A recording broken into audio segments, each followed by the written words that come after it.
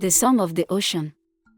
The people of Kawama feared the sea's mysteries, its depths shrouded in tales that sent shivers through even the bravest hearts. Yet, Kofi had always felt an inexplicable connection to it. As a boy, he would sit on the rocky shore, watching the waves crash against the sand, each swell whispering secrets only he seemed to hear. The connection deepened after his father disappeared. The village buzzed with rumors that his father had been lured by the mythical mermaid of the sea, a creature of unparalleled beauty and deadly intent. Some claimed to have heard her song on that fateful night, a melody so haunting it was said to steal the soul of any who dared listen. Kofi, though frightened by these tales, never stopped feeling the ocean's pull. It was as if the waves mourned with him, sharing his loss in their rhythmic rise and fall. Now a man, Kofi was burdened by the struggles of life in Kawama. The fishing waters had grown barren, forcing the villagers to sail farther and farther to sustain their families. The elders often warned against venturing too far, speaking of cursed waters and vengeful spirits. But hunger, as Kofi knew all too well, did not wait for caution. On a moonlit night when the sea shimmered like molten silver, Kofi made his choice. His small canoe creaked as it sliced through the still waters, carrying him beyond the boundary no one dared cross. The silence out here was heavier, broken only by the occasional splash of a distant wave. Kofi cast his net, his hands trembling as the weight of his decision sank in. The ocean around him seemed alive, watching, waiting. Then, it happened, a sound, soft and melodic, carried on the breeze. It was unlike anything he had ever heard. The melody was at once beautiful and unsettling, filling the night with an energy that made the hairs on his arms stand on end. He turned, his eyes scanning the water, and froze. She emerged slowly, the surface of the sea breaking around her as though unveiling a secret. Her ebony hair clung to her shoulders, glistening like liquid silk under the moonlight. Her tail, covered in golden scales, caught the light in dazzling flashes. "I am Asante," she said softly, her voice like a hymn carried by the wind. "You are brave to come here." Kofi's breath caught in his throat. The stories had prepared him for a monster, a creature with malice in its heart, but what stood before him was something else entirely. Asante's eyes held a sorrow so profound that it seemed to echo the depths of the sea itself. Asante's words wove a tale that chilled Kofi to his core. Generations ago, a greedy chief had betrayed the gods of the sea, exploiting its bounty without reverence or gratitude. In his fury, the sea god cursed the waters, dooming the village to hardship. His daughter, Asante, was bound to the ocean as its guardian, a role she neither chose nor wanted. "The curse binds me to these waters," she said, her voice trembling. "Every soul the ocean claims strengthens my chains." Kofi's heart ached at her words, her pain mirroring his own struggles.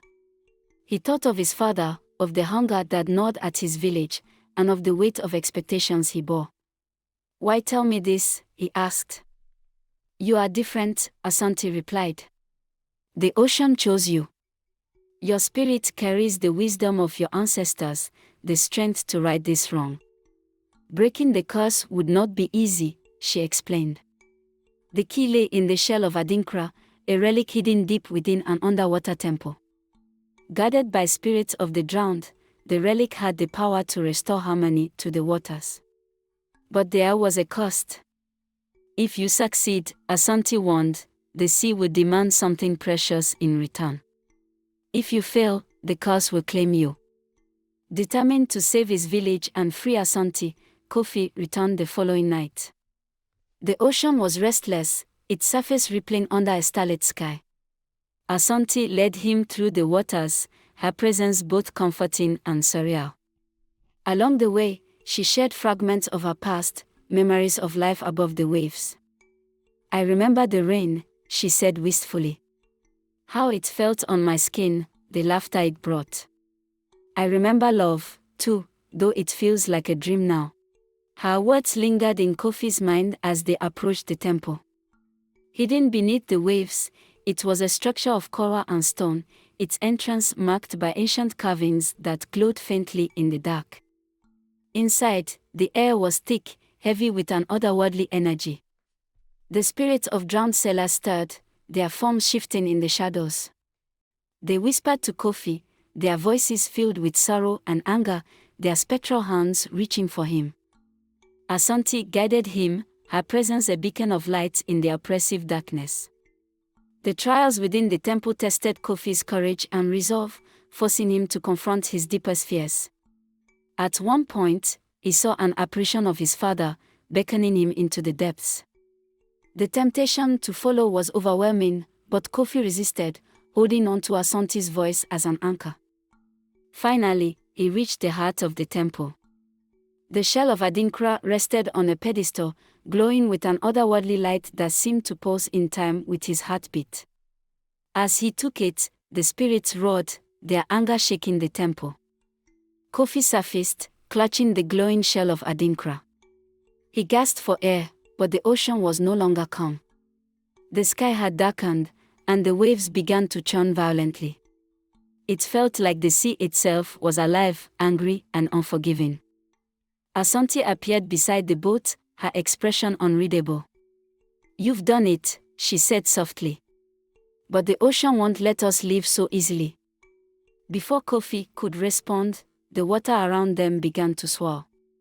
A massive wave rose, towering above them, and from its crest emerged a figure, an enormous sea spirit with eyes like burning coals and a voice that made the air tremble.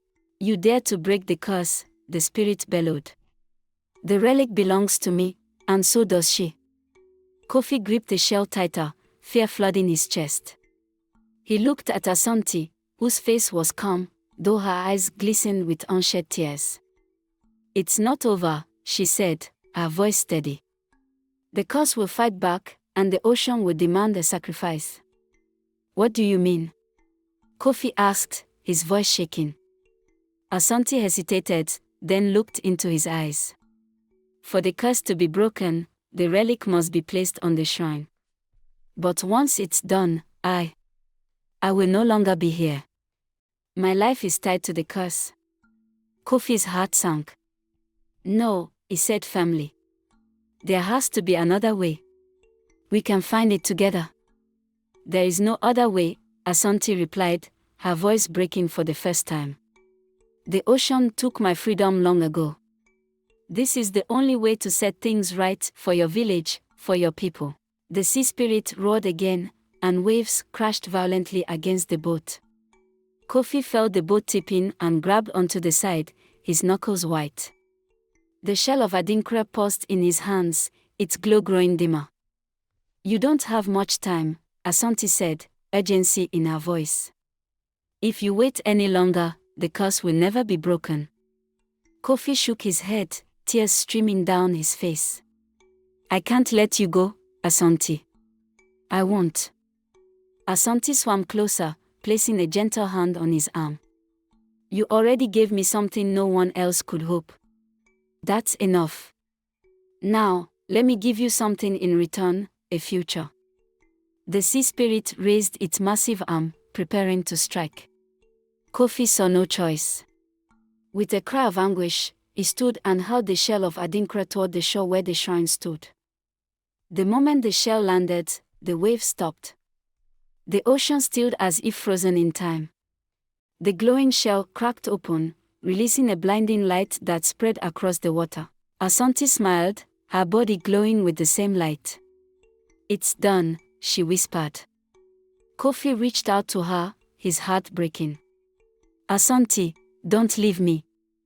Her form began to dissolve into shimmering droplets that floated into the sky. She looked at him one last time, her expression filled with gratitude and love. "Thank you, Kofi," she said. "You freed me." And with that, she was gone. Kofi sank to his knees in the boat, staring at the calm, endless ocean. The storm was over, the curse lifted, but the price had been paid. He would never forget Asante, the guardian of the sea who gave everything to bring peace to his world. With the curse lifted, life in Kawama village began to transform. The once empty nets now overflowed with fish, their silver bodies glinting under the sun. The air buzzed with laughter and joy as the villagers rebuilt their lives. Markets thrived, children played freely, and the elders whispered prayers of gratitude to the gods. The people hailed Kofi as a hero, gathering in the village square to celebrate his bravery. Songs were sung in his honor, and offerings were made at the shrine where the shell of Adinkro now rested, glowing faintly as a reminder of the balance restored. Yet, despite the newfound prosperity, Kofi felt a deep ache within him. He had given the village more than they knew, but he had also lost something precious. Each smile and word of praise weighed on him, a bittersweet reminder of Asante's sacrifice. Every night, long after the celebrations had ended, Kofi would walk to the shore, the familiar rhythm of the waves drawing him like a magnet. He'd sit on the same rocky outcrop where he once dreamed as a boy, the salty breeze carrying memories of his journey. He would close his eyes and listen, straining to hear the faintest whisper of her song. The ocean seemed quieter now, its surface calm, yet he felt her presence in every ripple, every distant crash of the waves. Months passed, but his longing never waned. And sometimes, on nights when the moon hung low and the sea glowed silver, he swore he could hear her melody. It was soft and haunting, weaving through the air like a ghostly hymn. It wasn't the song of sorrow he'd first heard, nor the melody of despair. It was a song of love, of freedom, and of gratitude.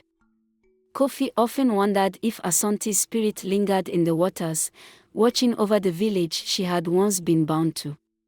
He wondered if she, too, felt their connection, their bond unbroken by time or distance. The thought gave him comfort, a quiet reminder that love like the ocean was vast and eternal.